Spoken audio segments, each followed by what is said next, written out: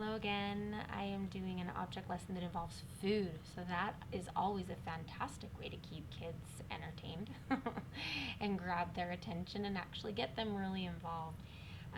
This time it wasn't a specific subheading of the Come Follow Me. It was something that I noticed in the Sunday school manual for this week in our study of Alma 13 through 16. It encourages us to read Alma 13, 1 through 19, and it says to lead a discussion about being prepared from the foundation of the world.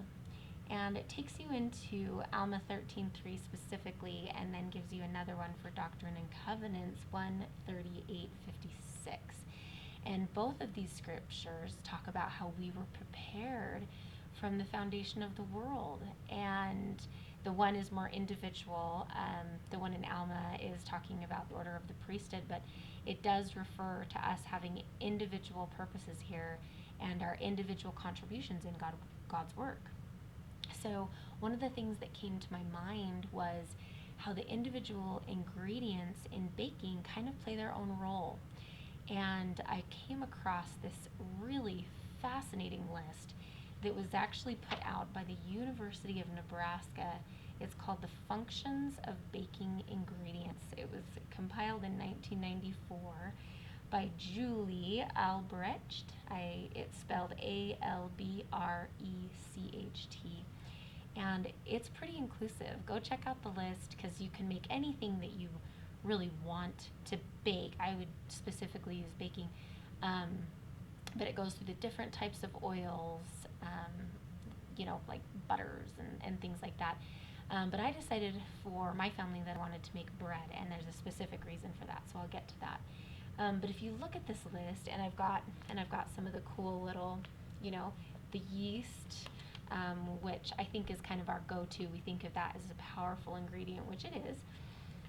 When it's hydrated and given food, it begins metabolizing the sugar and producing carbon dioxide and alcohol. In baking, the carbon dioxide bubbles, are trapped within the structure of the baked goods, causing it to rise. So it's pretty powerful, and I think that we know that yeast, we think of it as as a powerful substance. It has a lot to contribute, but there's so much more that's interacting in this, and so I'm just going to show a couple different ones. Sugar I found fascinating.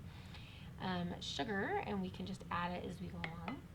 Sugar provides sweetness, of course, we knew that, but also in small amounts it helps yeast begin producing gas for raising. Sugar in large amounts slows yeast fermentation. Sugar tenderizes the dough, and it helps the baked products to brown. Moisture is retained better in sweetened breads. So there's lots of different functions that sugar provides other than just what you'd go to think about in the yummy taste that it does provide.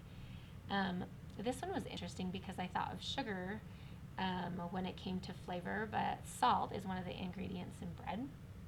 And salt is used to enhance flavor and the sweetness of other ingredients in the food, which I thought was interesting. If salt is omitted or reduced, other spices or flavorings should be increased slightly. So you really can't be without the salt. You kind of have to compensate for it. In yeast dough, salt slows yeast fermentation, omitting or reducing the amount of salt in yeast dough. It can adversely affect the shape and the flavor of the bread. Sorry, I can't read my own handwriting. Anyway, there's so many different things. I could go through each of them. These are pretty technical, which is why I thought it was so cool. It was written by a university. They go through oil, which contributes to tenderness and moistness. It also enhances the flavor of other ingredients. It helps the gluten to stretch, yielding a loaf with greater volume. The water hydrates the protein that's in the flour.